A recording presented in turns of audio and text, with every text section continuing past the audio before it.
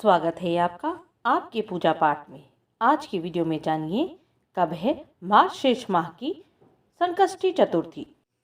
हिंदू धर्म में गणाधीप संकष्टी व्रत का विशेष महत्व है। इस दिन भगवान गणेश की विधिवत पूजा करने और व्रत रखने का विधान है। मान्यता है कि इस दिन व्रत रखने से व्यक्ति को हर तरह के बाधा से मुक्ति मिल जाती है और जीवन में खुशहाली आती है। हर क्षेत्र में सफलता मिलने के साथ धन धान्य की बढ़ोतरी होती है।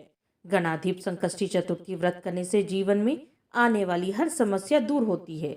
इस व्रत को पूर्ण करने से भगवान गणेश प्रसन्न होते हैं और व्यक्ति को सुख समृद्धि का आशीर्वाद देते हैं। इस व्रत को करने से किसी भी कार्य को करने में आ रही रुकावट दूर हो जाती है। गणाधीप संकष्टी चतुर्थी व्रत करने से घर परिवार में धन ऐश्वर्य की प्राप्ति होती है। गणाधीप संकष्टी चतुर्थी के दिन भगवान गणेश की पूजा करने से शुभ फलों की प्राप्ति होती है। सुबह जल्दी उठकर स्नान आदि करें। पूजा स्थल को साफ करके एक चौकी पर कपड़ा बिछाएं। इस दिन लाल रंग के कपड़े पहनना लाभकारी माना जाता है। पूजा करते वक्त अपने मुख हमेशा उत्तर की ओर रखें। गणेश जी को पुष्प, गंध और दीप अर्पित करें। पूजा करते वक्त भोग में भगवान गणेश को प्रिय मोदक या तिल के लड्डू चढ़ाएं। रात को चंद्रमा की पूजा करने के बाद व्रत का पालन करें। संकष्टी चतुर्थी के दिन भगवान श्री गणेश को सिंदूर से तिलक करें। संकष्टी चतुर्थी के दिन भगवान श्री गणेश को गेंदे का फूल, मोदक और गुड़ का नैवेद्य अर्पित करें। मार्गशीर्ष माह के संकष्टी चतुर्थी को गणाधीप संकष्टी चतुर्थी भी कहते हैं। पंचांग के अनुसार मार्गशीर्ष माह के कृष्ण पक्ष की चतुर्थी तिथि 30 नवंबर दिन गुरुवार को दोपहर 2:24 से प्रारंभ होगी। इस तिथि का समापन अगले दिन 1 दिसंबर शुक्रवार को दोपहर 3:31 पर होगा।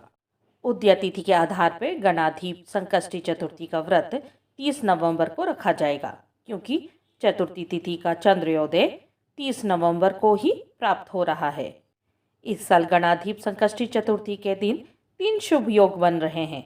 उस दिन दोपहर 3:01 से सर्वार्थ सिद्धि योग बन रहा है, जो अगले दिन सुबह 6:56 तक रहेगा।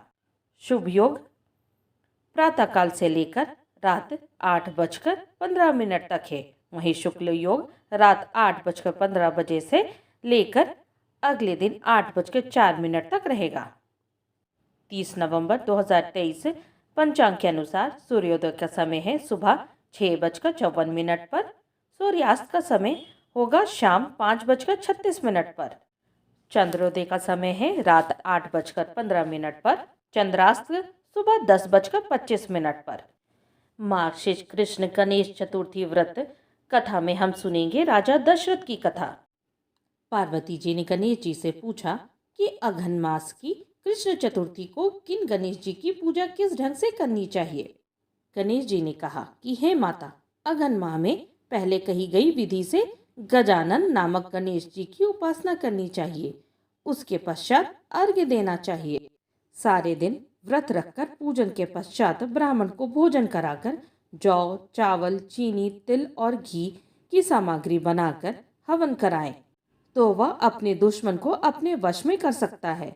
इस बारे में हम तुम्हें एक पुरानी कथा सुनाते हैं। पुराने समय में त्रेता युग में दशरथ नाम के एक राजा थे। वे राजा शिकार करने के बहुत शौकीन थे। एक बार भूल से उन्होंने श्रवण कुमार नामक एक ब्राह्मण का शिकार करने में वध कर दिया। उसके अंधे माता पिता ने राजा दशरथ को श्राप दिया कि जिस तरह हम पुत्र के वियोग में मर रहे हैं, उसी तरह तुम भी एक दिन पुत्र शोक में मरोगे। इससे राजा बहुत चिंतित हुए। उन्होंने पुत्रेष्टि यज्ञ करवाया।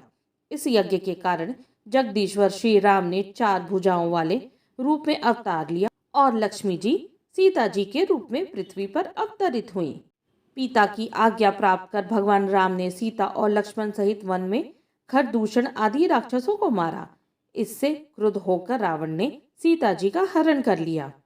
सीता जी के हरण होने के दुख में भगवान राम ने पंचवटी को छोड़ दिया और ऋष्यमुख पर्वत पर जाकर सुग्रीव के साथ मित्रता की।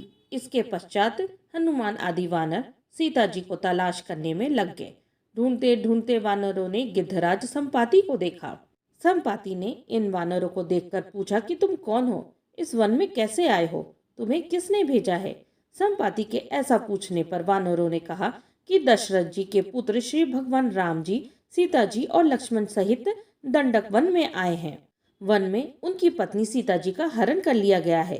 हे मित्र, हमें पता नहीं कि सीता जी कहाँ हैं। यह सुनकर संपाति ने कहा, तुम सब श्री रामचंद्र जी के सेवक होने के कारण हमारे भी मित्र हो।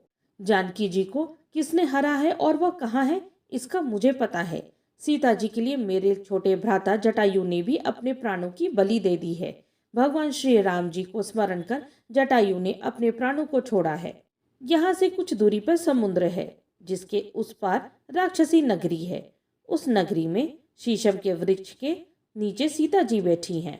रावण द्वारा हरण की गई सीता मुझे अभी भी दिख रही है। मैं आपको सत्य बता रहा हूँ।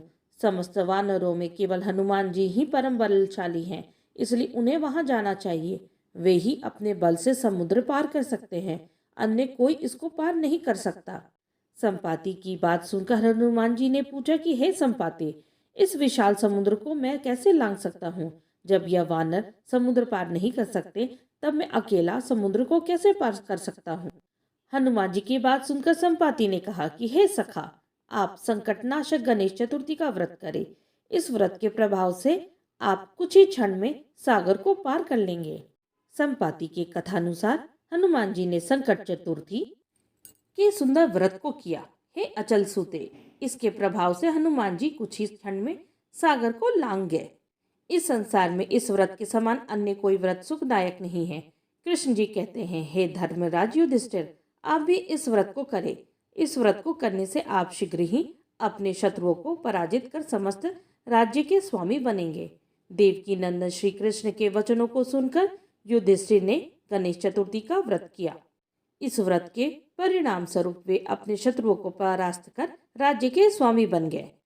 इस तरह मार्गशीर्ष कृष्ण गणेश चतुर्थी व्रत कथा के अंतर्गत महाराज दशरथ की कथा समाप्त हुई। यहाँ तक बने रहने के लिए आप सबका धन्यवाद। ओम गणेशाय नमः।